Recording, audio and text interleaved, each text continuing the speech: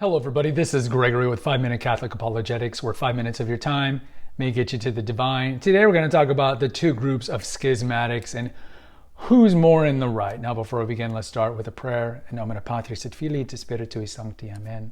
Gloria Patri et Filii et Spiritui Sancto, sic ut era in principio et nunc et semper et in saecula saeculorum. Amen. Patris et Filii et Spiritui Sancti. Amen. Now, I don't really want to talk about politics on this channel. It's more about apologetics, but I do kind of veer into it a little on the episode how there's no such thing as a liberal Catholic. So look, the radical left and right, okay, I know some of these terms might offend certain aspects of either of these groups, believe that the other group's in schism. So you look more recently in the summer with the German schism, how the bishops and the cardinals in Germany are, they're giving lip service to Rome, but they clearly, through their kind of apparatchiks, are pushing for changes in the church that they would like to see. And certainly Germany is very secular, so female priests, divorced and remarried Catholics receiving sacraments, blessings of gay marriage, and so forth. And so the traditionalists would see that is a schism. And really, I mean, if you're a moderate, you should see that as a schism because it's a radical departure from 2,000 years of church teaching that they want to do all these things. Then on the other side, you see the Sedevacanists, and you see, let's say, the SSPX, Society of St. Pius X, who have been schismatics. I mean, Lefebvre did break away with the church. JP2 told him, don't do it, don't ordain these bishops. He did it. So they're theoretically schismatics. Yes, I know their status has been more normalized, but just for the sake of the argument, they're considered schismatics too. So let's look at it from both points of view. Okay, so let's start with the left. So I think the left sees Vatican II as the beginning of what can be, right? The beginning of the plan, and that the plan needs to reach its culmination by allowing a lot of these more progressive movements and decisions to come into effect. And this is going to be, of course, like we mentioned, maybe make things a little more friendly toward the pro-choicers, divorce and remarriage, female priests, be more embracing of homosexuality in general.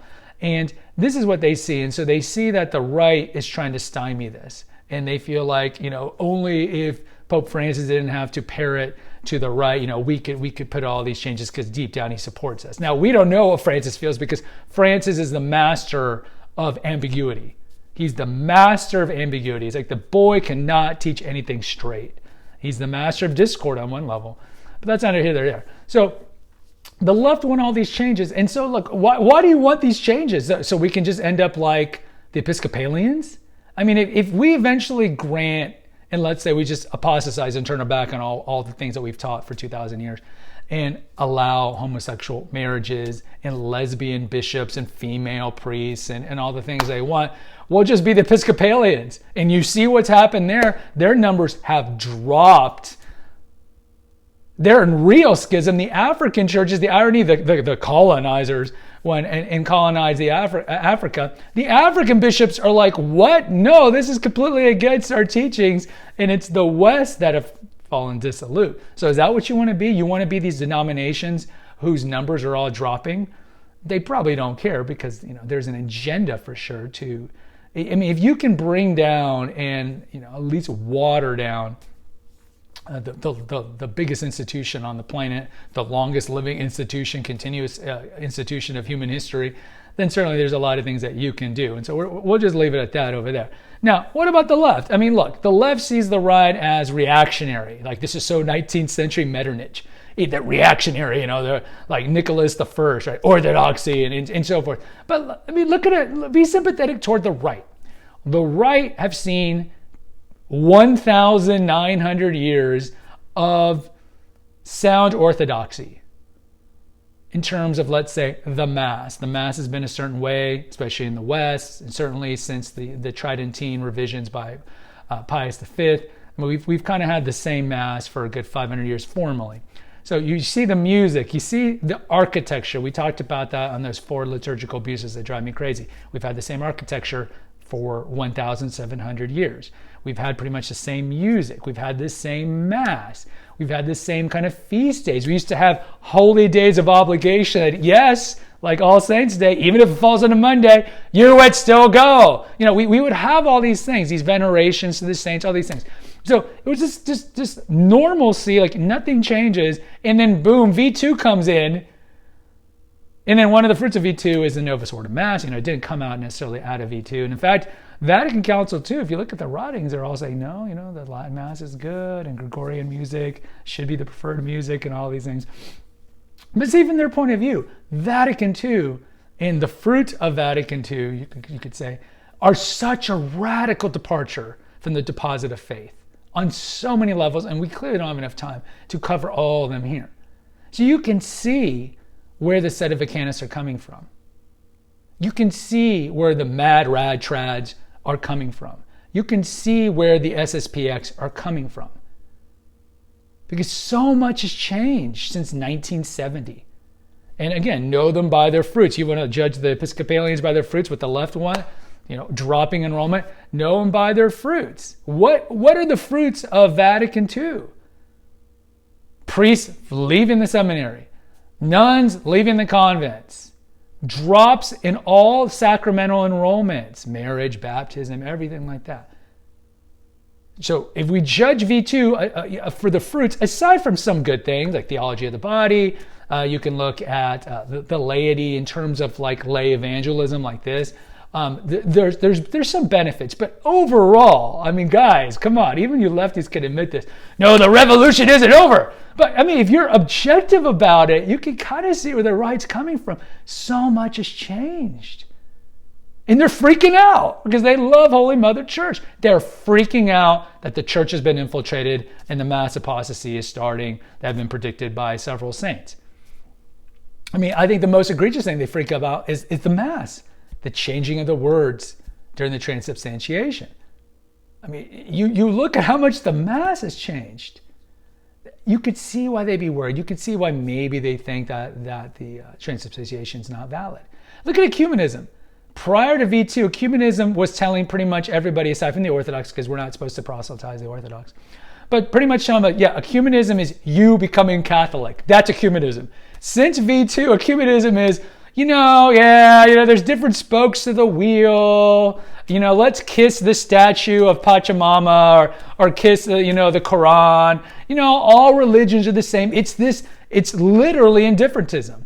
It is indifferentism that has been pushed. There's a lot of ways you can get to heaven. Jesus, of course I'm being hyperbolic to a certain extent. But that's what you're seeing in terms of ecumenism. But the church has just changed so much. Guys, both sides are seen as schismatic. And I, of course, sympathize more with the right. Because like Paul, and I have that continuing New Testament series where I go through all the epistles, he talks about like in Timothy, or maybe it was 2 Thessalonians, I can't remember, where a lot of those epistles he's dealing with false teachers when he's not around, false teachers that have taken over the church. And he tells them, stick to the tradition, stick to the nascent deposit of faith. You look at Irenaeus of Lyon in his work, the episode we did on him. He talks about the same thing, and that was 200 years later. We had this deposit of faith. So anytime a new doctrine comes in, always vet it and check it to the current deposit of faith that we've had forever and see if it jives, if it's orthodox. If it's not orthodox, And so if you look at what's going on with the radical changes in pretty much everything since Vatican II, you can understand why the right is worried at the least, and you can understand why they'd be angry. And with the left, like the German schism, yeah, sorry, I can't sympathize. I'm sorry, I cannot sympathize with what you want, because everything that you want goes against sound moral teaching, theological teaching of the deposit of faith for 2,000 years. So what you want is not consistent with Catholic theology. So who sees, who knows what's going to happen with the church, but certainly Christ preached, or Paul preached, that the church needs to be one. He talked about that in 1 Corinthians chapter 1. And what Pope Francis did with the restrictions on the Latin Mass, I think is going to lead to more divisiveness. I don't think that's really going to lead to a lot of good things. And, I don't know what's going to take to bring the church back into unity, because we are very fractured. And yes, some would say that we've always been fractured. But I mean, if you look at peak Christendom, like 13th century, I mean, there's no way you can say that was as bad as it is now. I mean, I would argue that only the time of the persecutions of the 3rd, 2nd, 1st century. Aside from that, this is the worst time that the church has been in. Because at least you could say that, Peter Damian was talking about all the homosexual stuff going on in the seminaries in the 11th century. And, there's other voices crying out in the wilderness throughout other centuries. But at least we were in a Christian milieu. We are not in a Christian milieu anymore. We are in an anti-Christian, postmodernist, secularist world that we live in, where every vice is a virtue and every virtue is a vice, and we are being persecuted. So yes, this is the worst time, I would say, that we've been in since at least the Edict of Milan, where Constantine legalized Catholicism.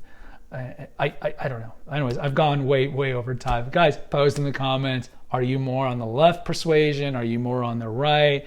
Do you sympathize with the other side? Who is more in schism? Or just give me your take. I'd like to hear you. Please hit the notification, subscribe, and share button. Share with like-minded people. Until next time, take care. God bless and pray.